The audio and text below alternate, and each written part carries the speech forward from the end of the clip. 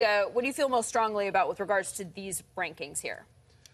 I mean, like everybody's saying, you know, Revis that season he had, you take him off the New England Patriots, I don't think they win a Super Bowl. So to me, I definitely think Darrelle Revis deserves to be a little higher.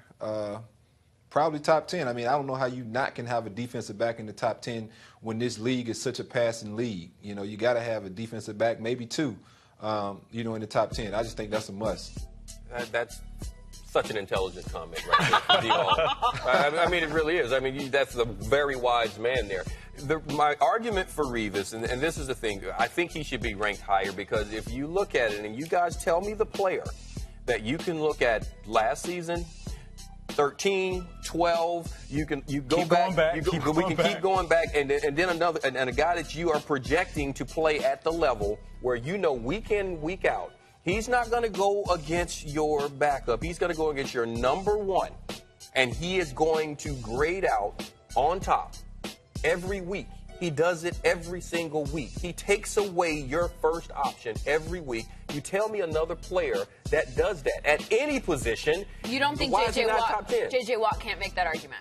I'm not saying you. I'm not even going to say you can't make the argument for J.J. Watt, but you can definitely make it for Revis. And now J.J. Watt playing the 5 technique, you're going to go against guards more than you're going to go against the premier tackles. Not that J.J. Watt can't beat those guys, but he spends a lot of time not going against your best pass blocker when he gets to the quarterback. Revis goes against your number one quarterback and your number one receiver every week, and he wins. Lindsey, that's my argument. Lindsey, this is my thing, too. Just like ED's saying, when you play tackle, you go find the weakest guy on the offensive line. J.J. Watt goes and finds those matchups that he can exploit. Not saying he couldn't do it against some of the best tackles and the best guards and centers, which he probably still could. But as a corner, your job is to go find that best guy and to stop him. We don't get to go cover, the number 2 or number 3 and try to beat them because the quarterback's just not going to throw the ball that way. So, Revis has to go find that best guy and stop him as opposed to, a guy like J.J. Watt who he looks for the weakness on that line, and that's where he, picks his spots and gets to exploit that. So the obvious comeback to that is that Richard Sherman ranks ahead of him. Richard Sherman doesn't travel. We heard Emmanuel Sanders bring that up when he was introducing Patrick Peterson there. How valid is that argument? If your argument for Revis is that he goes against your best guy all game long. Now, this is what I'm going to say about, and I've gone back and forth with this, and people say this all the time. Sherman's not asked to do it. What he is asked to do, again, he wins. He wins at the highest rate possible. So what I'm saying, so this is not an argument against Sherm. This is an argument for Revis.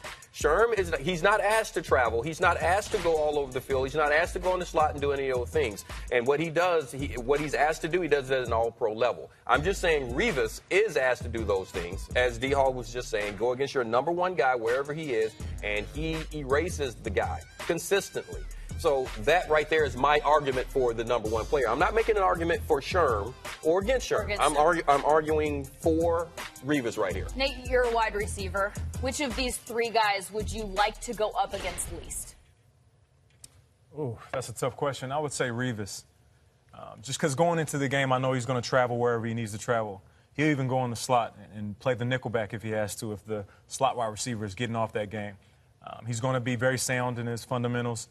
I know he's going to study the tape, so every single weakness that I might have, I'm going to have to tighten up rules before I get into that game. So there's more things that I'm going to have to worry about when going up against Revis. As a receiver, from my perspective, I just prefer a guy that can travel. What ED is saying is dead on. What Richard Sherman is asked to do in Seattle, he excels at that at a very high level. And people might hate him for that because other DBs are moving all around, but he's not asked to do that.